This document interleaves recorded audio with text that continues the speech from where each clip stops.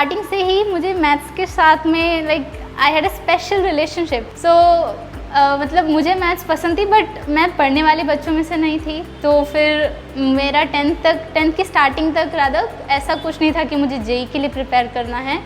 But since I was good in maths, so मेरे भैया ने देखा कि yes I can do JEE. So उन्होंने मुझे बताया आईआईटी के बारे में, एंड उनको पता था कि आईआईटी में जो फेस्ट होती है, मुझे वैसी चीज़ें बहुत पसंद है। तो उन्होंने मुझे वो फेस्ट वाली चीज़ दिखाई and I was attracted to that thing. So मैंने उनसे पूछा कि मैं कैसे आईआईटी में एडमिशन ले सकती हूँ। उन्होंने मुझे बताया कि बस साइंस और मैथ्स पढ़ना है। सो यस, देन तभी मैंने डिसाइड किया कि मुझे आईआईटी करना है, मुझे जेई करना है, ताकि मैं आईआईटी के फेस्ट एंजॉय कर सकूँ। मेन रीज़न तब यही था। अभी ऐसा हो गया कि फ्यूचर को सिक्योर करना है, अच्छा बनाना है। मेरे भैया जो हैं उनके दोस्त वगैरह वो इधर आकाश में पढ़ते थे, तो दे सजेस्टेड हिम कि आकाश बायजूस जो है वो बहुत अच्छा प्लेटफॉर्म है, यहाँ पे मुझे बहुत अच्छी प्रिपरेशन करने को मिलेगी। तो यहाँ टीचर्स बहुत हेल्पफुल हैं, तो इसलिए फिर मैंने आकाश बायजूस चूज़ किया। जेई और बोर्ड्स की प्रिपरेशन को लेके सबको प्रॉब्लम होती है, लेकिन क्योंकि इन दोनों का सिलेबस जो है वो ऑलमोस्ट सेम है, बस या रादर से मेंस और बोर्ड्स का सिलेबस ऑलमोस्ट सेम ही होता है। तो हमें बस करना क्या होता है कि हमें सब्जेक्टिव पैटर्न के लिए प्रैक्टिस करनी होती है, और वो चीज़ अगर हम 1 महीने पहले भी स्टार्ट कर दे और हर रोज़ हल्का हल्का सा करें, लाइक 1 घंटा 2 घंटा, या जिस दिन नहीं भी डिवोट कर पा रहे हैं तो कोई बात नहीं, बस वीकेंड्स पे या तो बस प्रैक्टिस करते रहनी चाहिए। और जिसके पास इंग्लिश और पीएड जैसे सब्जेक्ट्स हैं उनको थोड़ा सा पहले से उसको पढ़ना स्टार्ट कर देना चाहिए, स्पेशली पीएड, क्योंकि उसमें याद करना होता है। और इंग्लिश में कुछ नहीं, बस स्टोरीज होती हैं, तो बस लिखने की प्रैक्टिस इनफ होती है उसके लिए। जेई की प्रिपरेशन में कंसिस्टेंट रहना बहुत इंपॉर्टेंट है, क्योंकि कंसिस्टेंसी से हमारा एक तो टेम्परामेंट डेवलप होता है, और उसके बाद जब हम कंसिस्टेंट रहते हैं तो हमारे रिजल्ट्स भी अच्छे आ रहे होते हैं, जिससे हम मोटिवेट होते हैं, डीमोटिवेट नहीं होते। और उसी के साथ साथ में हार्डवर्क बहुत ज़रूरी होता है। अपने आप को लिमिट नहीं करना चाहिए, अपने टाइम को लिमिट करके नहीं रखना चाहिए कि 5 घंटे पढ़ना है, 6 घंटे पढ़ना है। जितना मैक्सिमम टाइम डिवोट कर सकते हो उतना दो। और मैंने कभी भी कॉम्प्रोमाइज़ नहीं किया आवर्स के साथ में, हमेशा जितना मैक्सिमम दिन से लेकर रात तक जितना पढ़ सकते थे उतना पढ़ाई की। जो लास्ट मंथ की प्रिपरेशन होती है वो हमें बहुत प्रिसाइजली करनी होती है, क्योंकि वो आखिरी महीना होता है हमारी प्रिपरेशन का।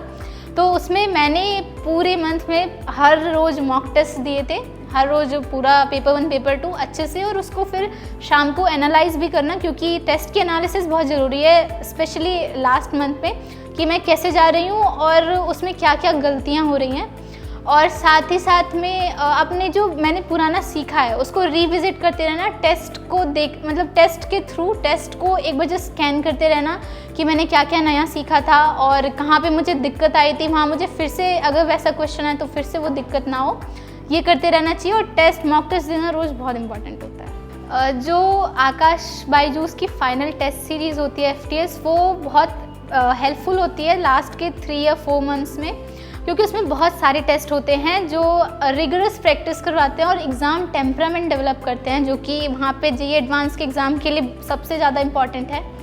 और उसमें कुछ हमें उसके टेस्ट के थ्रू कुछ ऐसे इंपॉर्टेंट क्वेश्चंस भी पता चलते हैं जिसके आने के चांसेस होते हैं, और जो कॉन्सेप्ट्स हम ईजिली भूल जाते हैं वो टेस्ट के थ्रू रिवाइज करवाते रहते हैं। तो इसलिए FTS बहुत यूज़फुल होता है और वो सबको लेना चाहिए।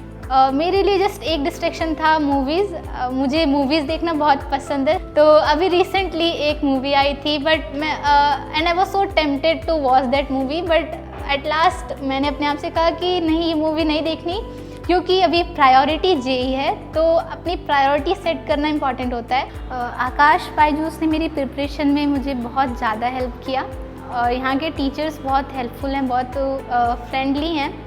और जब भी कोई भी कॉन्सेप्ट में दिक्कत हो तो वो उसको क्लियर करने में they are able to clear your concepts very easily, and they have quite good knowledge of concepts, and they are very full flesh teachers you can से।